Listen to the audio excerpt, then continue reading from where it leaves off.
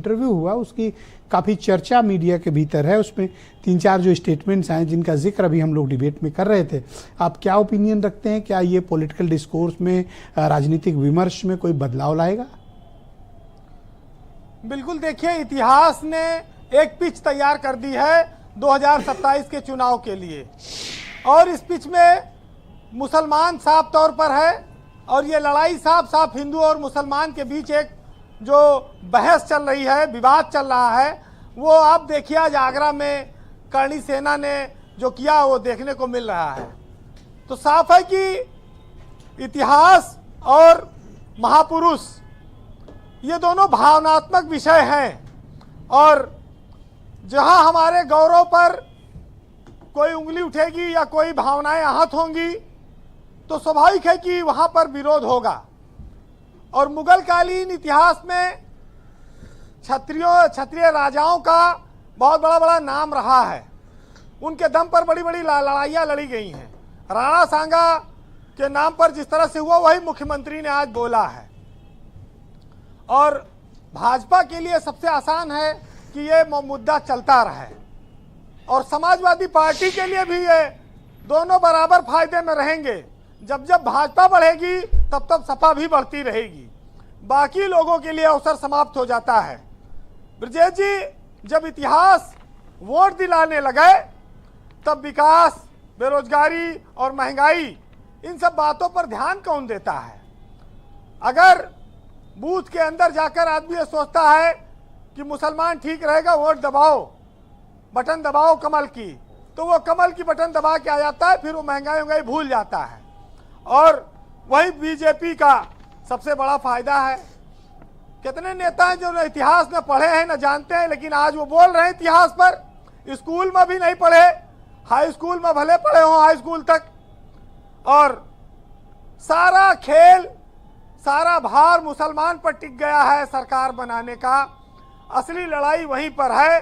जब तक ये मुद्दे चलेंगे ऐसे ही माहौल चलेगा और दूसरे विषयों पर बहस नहीं हो पाएगी। लेकिन सबसे बड़ी बात ब्रजेश जी तब आती है कि क्या इतिहास अपनी सुविधा के अनुसार है जी, कि जो हमारे पक्ष में लिखा गया वो इतिहास सही है और जो दूसरे के पक्ष में है वो इतिहास गलत है। इस पर भी बहुत सारे मिथक, किस्से हमेशा प्रचलित रहे हैं, और वो भी इतिहास का हिस्सा रहे हैं। तमाम कहानियां रही हैं जिनको हम कभी सच मानते हैं, कभी गलत मानते हैं। लेकिन एक बात जरूर कहूंगा कि जो मध्यकालीन इतिहास है उसको लेकर बहुत सारी भ्रांतियां फैली हुई हैं, और अलग अलग समय में अलग अलग लोगों ने उसको अलग अलग तरह से लिखा है। और जहां पर राजाओं को, योद्धाओं को, कायरों को अलग अलग ढंग से प्रस्तुत किया गया है। तो ये बड़ी समस्या है कि ऐसे में हम गद्दार चिन्हित कर पाएंगे, ये बड़ा कहना कठिन है जी, क्योंकि कोई पुस्तक किसी को बहुत बलशाली लिखती है, बहुत बड़ा योद्धा लिखती है, किसी पुस्तक में उसको कायर और गद्दार कहा जाता है, किसी पुस्तक में उसको मुसलमानों से मदद मांगने वाला, मुगलों का साथी कहा जाता है। समस्या यही नहीं है।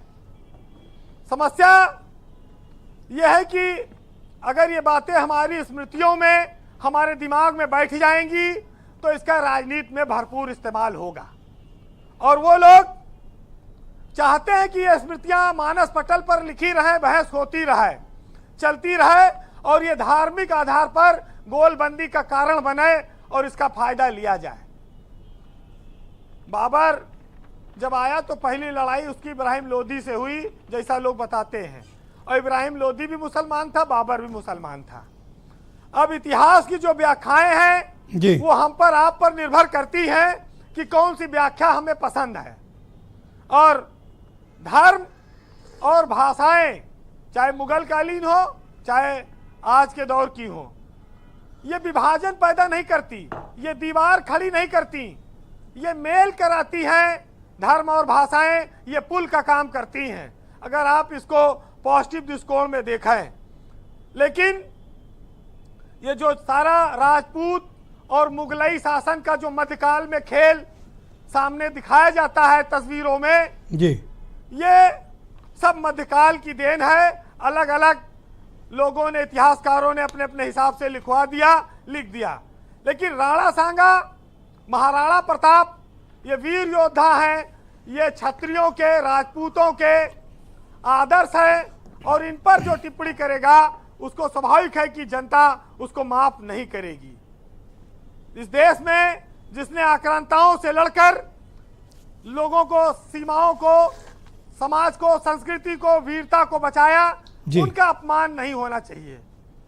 फिलहाल एक बहुत अच्छा प्रसंग कुमार विश्वास ने लिखा जब ये विवाद शुरू हुआ राणा सांगा पर, सुनिएगा आप उसको, कि जुगनू की कुछ औलादों ने सूरज पर प्रश्न उठाए हैं और शेरों की मांदों के आगे कुछ ग्राम सिंह चिल्लाए हैं। मेवाड़ वंश कुल कीर्ति कोश जिनके होने से दीप्त है, उस राणा सांगा के घावों पर कुछ भुनगे मंडराए हैं और उनसे कह दो अब देश सौर की मुट्ठी खूब तानता है और उनसे कह दो ये देश महाराणा प्रताप की ज्योति को जानता है। बहुत शुक्रिया वीरेंद्र जी। जिस भाव से आपने पढ़ा ना, ये कुमार विश्वास भी इस भाव से नहीं पढ़ सकते जिस भाव से उसको वीरेंद्र जी ने, ये इनकी खूबी है, इनकी क्वालिटी है और इनका अपना प्रस्तुतिकरण का तरीका है। और वीरेंद्र जी का इस मामले में एक बहुत बड़ा फैन बेस है जो इनकी इस बात को, अब कुमार विश्वास खुद सुने तो हैरान रह जाएंगे कि हमने कब कहा, हम तो इस तरह नहीं बोल पाए। बहुत शुक्रिया वीरेंद्र जी। तो इस परिचर्चा का बहनों भाइयों दूसरा चरण प्रारंभ करते हैं। दूसरे चरण